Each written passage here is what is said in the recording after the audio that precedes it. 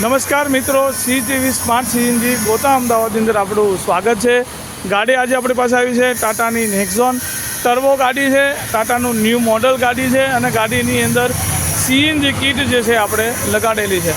મિત્રો, ટાટા નેક્ઝોન ટર્બો ગાડીની અંદર RTO પાર્સિંગ સાથે કમ્પ્લીટલી કીટ લાગી ગઈ છે અને ગાડીની અંદર ફિટિંગની વાત કરીએ તો ગાડીની અંદર ટોટલ કંપની જેવું આપણે ફિટિંગ કરેલું છે, ફિનિશિંગવાળું ફિટિંગ કરેલું છે। પિકઅપ પરફોર્મન્સ ગાડીની અંદર જબરજસ્ત નીકળીને આવેલું છે।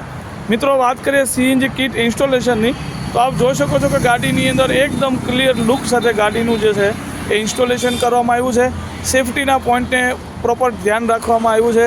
કોઈ વાયર કે કોઈ કટિંગ કે કોઈ રેડ્યુસર કે કોઈ સીએનજીની પાઇપ તમને ઇન્જિનની અંદર જોવા મળતી નથી। હરેક પાર્ટ્સને એક પ્રોપર ટેકનિકલ દ્વારા ફિટ કરવામાં આવ્યું છે। મિત્રો, કંપની ફિટિંગ એટલે પાછળ પેટ્રોલના ઢાંકણામાંથી વાલ લગાડવાથી ખાલી કંપની ફિટિંગ થઈ જાય એવું બિલકુલ નથી। એ સિવાય પણ ઘણા ચેન્જીસ કરવા પડતા હોય છે। ગાડીની અંદર ઘણું મટીરિયલ બીજું બી એડ કરવું પડતું હોય છે અને આ ગાડીની વાત કરીએ, સેફટીની વાત કરીએ તો ગાડીની અંદર સીએનજીનું totalling, wiring, ECM, power booster, electrical parts આપણે ડેશબોર્ડની અંદર સેફ જગ્યા લગાડેલા છે કે ગાડી ક્યારે બી વરસાદમાં પલળે છે કે એન્જિન વોશ કરીએ છીએ તો ગાડીની અંદર ક્યારે બી કોઈ શોર્ટ સર્કિટ થવાનો, ફાયર થવાનો કે બંધ પડવાનો પ્રશ્ન આવતો નથી। આપ જોઈ શકો છો કે કોઈ પણ સીએનજીનું વાયરિંગ તમને એન્જિનના કોઈ ભાગમાં જોવા મળતું નથી। હરેક પાર્ટ્સ કંપનીના તમને જોવા મળશે, કોઈ એક્સ્ટ્રા પાર્ટ્સ જોવા મળતા નથી। હરેક પાર્ટ્સને પ્રોપર રીતે પ્રોપર સેફ જગ્યાએ લગાડેલો આવ્યો છે અને COBD2 વર્ઝન ગાડીની અંદર આપણે ઇન્સ્ટોલ કરવામાં આવ્યું છે। મિત્રો, ગાડી જ્યારે બી ફિટિંગ થતું હોય ત્યારે ફિનિશિંગનું ખાસ ધ્યાન રાખવામાં આવતું હોય છે, સેફટીનું ખાસ ધ્યાન રાખવામાં આવતું હોય છે। એક લોંગ પ્રોસેસ બાદ આ ગાડીની અંદર સીએનજીની કીટ જે છે ઇન્સ્ટોલ થતી હોય છે।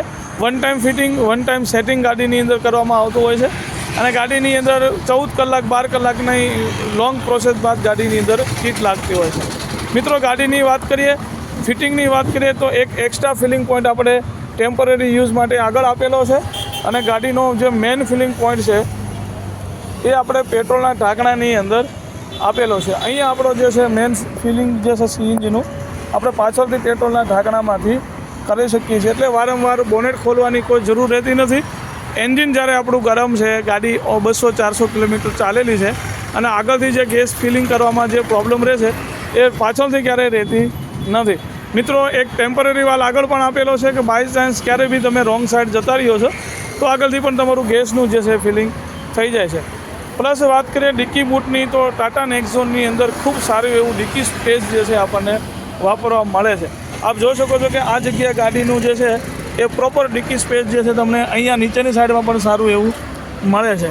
સ્પેર વ્હીલની વાત કરીએ તો ટાયર આપણું એકદમ પ્રોપર નીચેની સાઈડમાં છે અને સૌથી ખાસ જે આપણે ગાડીની અંદર ફેક્ટરી ફિટિંગની અંદર જે આવતું હોય છે એ ગાડીનું સ્ટેન્ડ હોય છે।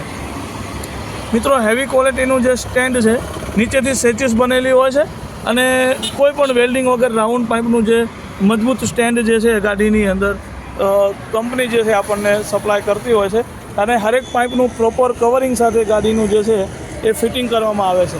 મિત્રો, સેફટીને ખાસ ધ્યાનમાં રાખી અને કીટનું જે છે ઇન્સ્ટોલેશન કરવામાં આવતું હોય છે અને ગાડીની અંદર પ્રોપર કંપની જેવું ફિટિંગ અને ફિનિશિંગ ગાડીની અંદર પિકઅપ પરફોર્મન્સ ગાડીની અંદર મળતું હોય છે।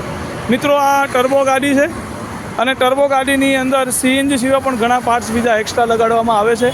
ટર્બો માટે, પિકઅપ પરફોર્મન્સ માટે બીજા બી એક્સ્ટ્રા પાર્ટ્સ લગાડવામાં આવે છે। ત્યારબાદ ગાડીની અંદર જે પિકઅપ પરફોર્મન્સ જબરદસ્ત આપણને મળે છે। મિત્રો, વિડીયો ગમે તો લાઇક કરજો, શેર કરજો, સબસ્ક્રાઈબ કરજો। GTV સ્માર્ટ સીએનજી અંબાજીમાના હાથી મંદિરની બાજુમાં SG હાઈવે ગોતા અમદાવાદ।